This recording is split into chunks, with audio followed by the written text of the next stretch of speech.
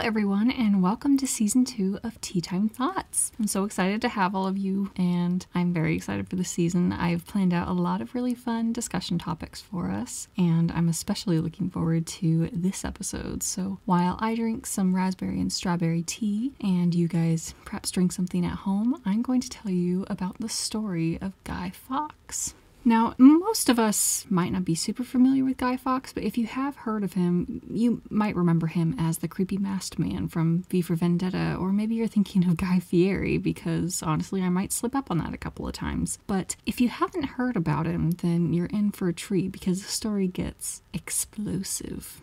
Okay, I'm sorry for the bad pun, but let's get into it. So, Guy Fawkes was born in York, England in around 1570 to Edith and Edward Fawkes, who were both ardent members of the Church of England. However, when Fawkes was about 8 or so, his father died, and his mother later married a Catholic man. And it's actually possible that Fawkes might have converted to Catholicism because not only is his new stepfather Catholic, but a lot of people on his mother's side of the family had been Catholic as well, or had had a history with the Catholic Church. So now switching religions might not seem like as quite a big of a deal. People usually grapple with their faith all the time, but during this time period, it was a very big deal. It was something that was very serious, because if we're looking at the time that Guy Fawkes is alive, we're less than a century away from Henry VIII's Reformation of England, and a few decades earlier than that, we have the Protestant Reformation sparking across Europe. And in 1559, in England, the House of Lords passed a bill that got rid of Catholic supremacy in England, and this basically made all English Catholics guilty of treason by simply being Catholic, and as you guys know, treason is a crime punishable by death. So while Fawkes is very passionate about his religion, he's obviously not as stoked about the fact that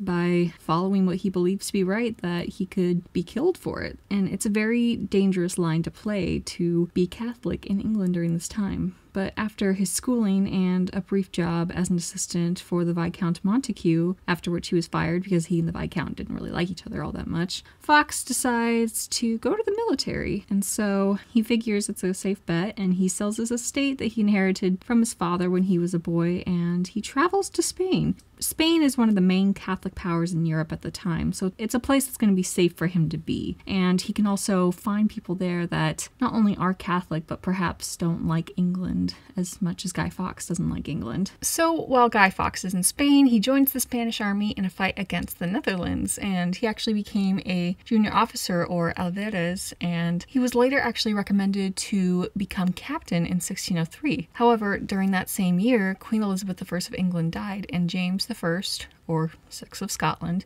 took the throne. And you'd think that Fawkes would be happy that Queen Elizabeth was gone. You'd be thrilled that, like, oh great, this lady who was passing these reforms against us, she's off the throne, we're safe now. And James I, his mother was Mary Queen of Scots, who was very famously Catholic and a martyr for her faith. But James I wasn't Catholic. He was actually Protestant, like Elizabeth was. So not only was Guy Fawkes unhappy with Queen Elizabeth I, but he despises James. He called James a heretic who was determined to rid England of Catholics, and while Fawkes was in Spain, he decided that he wanted to form an uprising against the new king. So he made efforts to encourage people from the Spanish court to join him, and it's even said that King Philip III of Spain, though he was polite to Fawkes and accepted him into the court, didn't offer him any help for his plot. So say you're Guy Fawkes and you're trying to find support against a king that you view as a heretic. What do you do? Where do you go? Who do you get help from? But luckily enough, Fawkes would soon be contacted by a man named Robert Catesby. Now, Catesby was an Englishman from a prominent Catholic family, and he noticed how his father had been persecuted during the time of Queen Elizabeth I, so that really made an impression on him while he was growing up, and it really caused him to dislike the government, and especially the monarch. Catesby had actually been imprisoned twice already for trying to start uprisings against Elizabeth, so in May of 1603, he began to have these really wild ideas about killing the king and blowing up the Houses of Parliament and basically wiping the slate of English government clean. So once he kind of fleshes out this idea some more, he started to reach out more to radical Catholic men who would agree and go along with the idea. And eventually the men decided that they needed another person to join, somebody with a lower profile, who wasn't as easily recognizable in England, maybe somebody with some kind of military discipline. So naturally, they agreed on Guy Fawkes. So Guy Fawkes quickly agrees, and eventually he returned to England to participate in this treasonous plot. So here, Fawkes met Catesby, as well as Thomas Wintour, John Wright, and William Stanley, and also an exiled Welsh spy named Hugh Owen. So Fawkes is clearly with some men that are very serious about this plot. He also met Thomas Percy, who he ended up working pretty closely with, because for one of their plots, Fawkes pretended to work for Percy so they could gain access to a house in London that belonged to a friend of the king's. Now, Fawkes went under the pseudonym John Johnson, which I don't know why. Throughout history and just so many papers you read, everybody picks their pseudonym or pen name to be John something. And especially just this, John Johnson, like, that doesn't sound like a real name. If I hear that someone is named John Johnson, I'm immediately going to be suspicious. I am not going to trust a word that this guy says, but luckily for Fawkes, no one really seems to question it. So some people say that Percy and Fawkes attempted to build a tunnel underneath this house in London to reach Parliament, but there's really no archaeological evidence for it, and the conditions were supposed to be especially cold down there, and it's England too, so they were likely going to be pretty wet, and honestly, there would have to be an easier way to manage that. Otherwise, the plot could take years, and there would be a new monarch in place by the time this plot would be able to go through. But luckily for our main man, Guy Fawkes, he discovered that there was, in fact, something of an underground room, like a cellar, sort of underneath the House of Lords that no one was renting out. It had been abandoned and neglected. It was very filthy, so it wasn't really a place that people wanted to hang out. It was usually abandoned, so this seemed like the perfect opportunity for our group of conspirators here, and they went ahead and rented out the room, and they started to store tons of barrels of gunpowder, because no one's going to come through and look at all this, so where else would be better? So it was said that they smuggled about 36 barrels, so all they had to do once the barrels were all stored is wait for Parliament to open, and that was expected to happen soon. However, the opening of Parliament was delayed due to the threat of plague, which honestly sounds exactly like how this entire year is gone. Today is actually the first day of the lockdown in England, so everybody be safe out there and wear your masks and use hand sanitizer and all that stuff. Just be smart about it.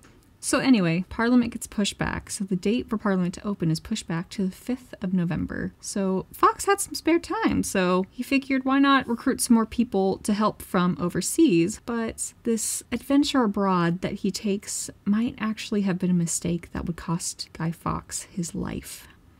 And I'll get into that after this. Do you really know how the internet works? Can you even explain what communism actually is? Have you ever asked yourself, how did I not know that? I'm Jack. And I'm Nat. And we're the hosts of How Did We Not Know That? A podcast that covers all the things that you should know, but don't. Listen as we have unscripted conversations about child labor, secret wars, and stock market crashes. Find How Did We Not Know That wherever you listen to podcasts. Have you ever wondered why we call French fries, or why something is the greatest thing since sliced bread? There are answers to those questions. Everything Everywhere Daily is a podcast for curious people who want to learn more about the world around them. Every day, you'll learn something new about things you never knew you didn't know. Subjects include history, science, geography, mathematics, and culture. If you're a curious person and want to learn more about the world you live in, just subscribe to Everything Everywhere Daily wherever you cast your pod. Now back to the story. So while Guy Fawkes was abroad and trying to find some supporters to blow up the English Houses of Parliament, the word of this plot actually spread to some English spies that had been scattered across Europe by Robert Cecil. And if you know anything about Queen Elizabeth I, Queen Elizabeth I had a very trusted man at her court known as Sir William Cecil, and he had been Elizabeth I's chief advisor. And Robert Cecil was William Cecil's son, and like his father, Robert Cecil also worked at the English court, and he put his skills to use. Now, one of his spies reported that Fawkes was trying to get assistance for a conspiracy, but they didn't really know quite enough about it or when it was going to happen, and this put Cecil on high alert because obviously somebody's trying to kill the king, but he can't really act without some kind of evidence, so it's impossible to really know where he needs to go or who he needs to accuse. So he has to just wait and keep quiet quietly kind of investigating until the right moment comes by. Also, side note, I was reading about Robert Cecil in the court of James I, and James I was totally picking on Robert Cecil all the time. He used to call him a dwarf and make fun of him because Robert Cecil was about barely under 5 feet or so, but they said it was because he had a curvature in his spine. And Cecil also died at age 48 because the job that he had to basically control this network of spies for James I wore him down so that he died at such a young age. And I'm like, come on, James. Don't be such a jerk, you know? Me at everybody that was kind of not good in history. Don't be such a jerk. Stop being mean. Don't do that. But seriously though, guys, be nice to people.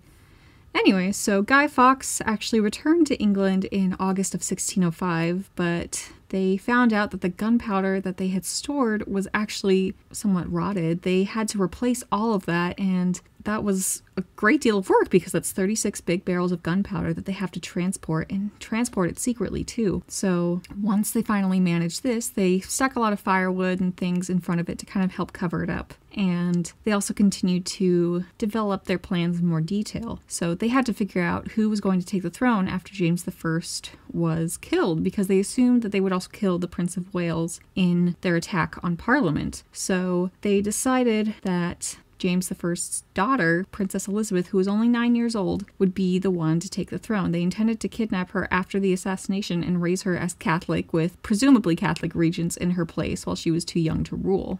And they also decided that Fawkes would be responsible for lighting the fuse to the gunpowder and then fleeing away on horseback. So Fawkes would be the one in the cellar underneath the House of Parliament to light the fuse and basically get the heck out of there before Parliament actually blew up. So everything seemed good. They had a solid group of 13 conspirators, and they had a plan, and they had a go-to monarch on the back burner to replace the current one. So it seemed like everything was set and ready to rock and roll until one conspirator accidentally revealed a big secret. So one night, a man named Lord Monteagle received a very interesting letter. It was sent anonymously, but the contents absolutely scared him. The letter read, "Retire yourself to your country where you may expect the event in safety. For though there be no appearance of any stir, yet say they shall receive a terrible blow this Parliament, and yet they shall not see who hurts them."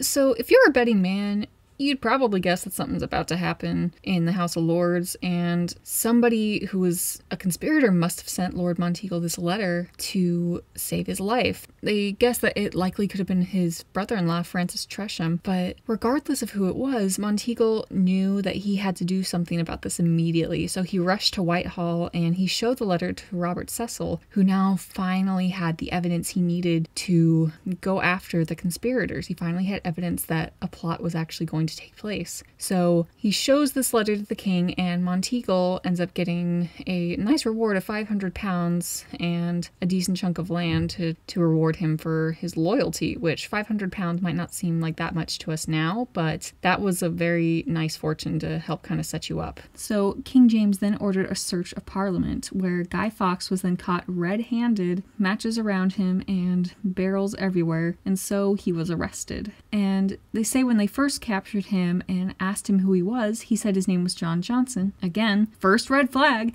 And that his intention was to have the gunpowder blast away the Scots in the court. So he's playing the role of this very patriotic Englishman. But under torture, they continued to ask Fawkes for information. And they actually transferred him to the Tower of London. And the room he's kept in is now known as the Guy Fawkes room. And you can actually still see it today. Well, not today because we're in a lockdown, but 30 days from now, you can actually go in and still see it. And when they searched Guy Fawkes and all of his possessions, they eventually found a letter addressed to him by his real name. The letter was addressed to Guy Fawkes, but they still didn't have a proper confession, so they continued to torture him until he finally did confess on November 7th. That's almost 2 days later. And for some people, wondering what the big deal is about the torture for confession, obviously it's not a pleasant experience, but the prisoners would often undergo torture so intense they might actually confess to things that they might not have actually been responsible for. It kind of depends on what the torturer wants to hear from the prisoner. So again, a lot of this is seen somewhat skeptically, but ultimately Guy Fawkes did end up telling them his real name and the details of the plot, along with the names of his conspirators. But one thing that they did too is they also made him write out his own confession. And if you see this document, it's really very harrowing to look at, because if you look at the document, his handwriting is barely there, and it's basically this messy chicken scratch, which shows how difficult it was for him to write everything out after he had undergone so much torture. And they say it was very likely that he was stretched on the rack, but we don't have complete confirmation of that. But we know that whatever he went through, it did not leave him in a good condition. So after his confession, Guy Fawkes and 7 of his fellow conspirators are later put on trial and found guilty of high treason. So the trial took place on January 27th, 1606, and a few days later, on the 31st, Fawkes and 3 other conspirators were dragged by horse to the Old Palace Yard at Westminster to be hanged, drawn, and quartered. So first of all, before I go any further, if anyone's like, no, it's hung, not hanged, you say hung as the past tense when you're not referring to an execution. You say hanged in referring to the past tense of hanging somebody until death or for death. The more you know, guys. Stay accurate. So Fawkes was actually the last of his colleagues to be executed, so he had to witness everything before he died, which must have been awful, because he's sitting there not only having to see people go through it, but he's knowing everything they do to them, that's what's going to happen to me too. And especially this kind of death is horrific. So when it actually comes time to Guy Fawkes' death, he made signs of the cross and he begged forgiveness of the king and the state, which again seems kind of funny because he's begging forgiveness of the man that he tried to kill. But we don't know if this was either an attempt for him to get mercy or if it was just more of an attempt for him to clean his soul before death. And Fawkes was actually so weak that the executioner had to help him mount the scaffold to the noose. But whether or not Guy Fawkes jumped from too high or if the rope wasn't properly set, his neck actually broke before he could be quartered. So he was dead before they could carry out the rest of the execution, which was honestly a blessing in disguise because being quartered was not fun. And even though he died before they could do it, they still quartered him anyway. And I'll just give you a heads up, this next part can be a little bit graphic, so if you want to skip forward about 30 seconds or so, then feel free, but if not, I'll explain to you what basically happens when you're being quartered. So being quartered basically means that you would be cut down from the noose while you were still alive, and then you would be disemboweled, you would have your limbs chopped off, and then you'd eventually be beheaded, and your body parts would be scattered to the 4 corners of the kingdom. And the thing is, you would still be alive for a good chunk of that because you hadn't completely died from the hanging, so you get to see and feel a lot of what's going on, and that is fun for no one. And it shows you how seriously they took all of this, that they still did it to Guy Fawkes after he was already dead. People were really determined to get proper justice. That's why people ended up digging up Oliver Cromwell's body and decapitating it afterwards, because they were like, no, this guy got off too easy. We gotta get back at him. It's just insane, honestly. So Guy Fawkes, the king's potential assassin, had been defeated, and a lot of people throughout England decided that this called for some celebrating. And eventually, in the latter half of the 17th century, people started to light bonfires and effigies of Guy Fawkes to celebrate. So today, on the 5th of November, this day became known as Bonfire Night, or Guy Fawkes Night, or Guy Fawkes Day, and a lot of people now associate Guy Fawkes with some kind of symbol of anarchy because people will use a very scary kind of grinning mask with a mustache as a means of hiding their identity while they hack things or something like that. There's a specific group, I think it's just called the hackers, that use this mask as well, so it shows you how people have kind of perceived Guy Fawkes. They see him as this man who's somewhat wild and working somewhat under the radar, although not necessarily in the most lawful way. So a lot of people, they'll have effigies that look like Guy Fawkes that they'll set on fire for these bonfires. And I was actually really excited to celebrate my first Guy Fawkes Day in the UK, but we're on lockdown right now, so I guess rather than joining a huge bonfire outside and watching the fireworks, so I don't know, maybe I'll just go set something on fire on the stove or maybe the carpet in my bathroom, just like every other day. I'm just kidding. I promise, I'm fire safe. Anyway, so that is it for today. Thank you guys so much for listening. And a big thank you to Nat and Jack at the How Did We Not Know That podcast, and to Gary at the Everything Everywhere Daily History podcast. If you guys enjoy my podcast, you're definitely going to love their podcast, and I completely recommend that you check them out. Don't forget to check out the Tea Time Thoughts podcast on YouTube and Instagram, just at Tea Time Thoughts podcast, where I will be posting updates, and I'll also be posting episodes on YouTube for people that can't reach it through the podcast apps. And we're currently small small enough that we don't have ads on the videos right now, so you can watch completely uninterrupted. So get on that if you're interested. And thank you guys so much for listening. Don't forget to tune in next week when I talk about the differences between Confucianism, Buddhism, and Taoism. And it's going to be really interesting. So I definitely recommend you tune in. So thank you guys for listening. This is Tea Time Thoughts, and I'll talk to you next week.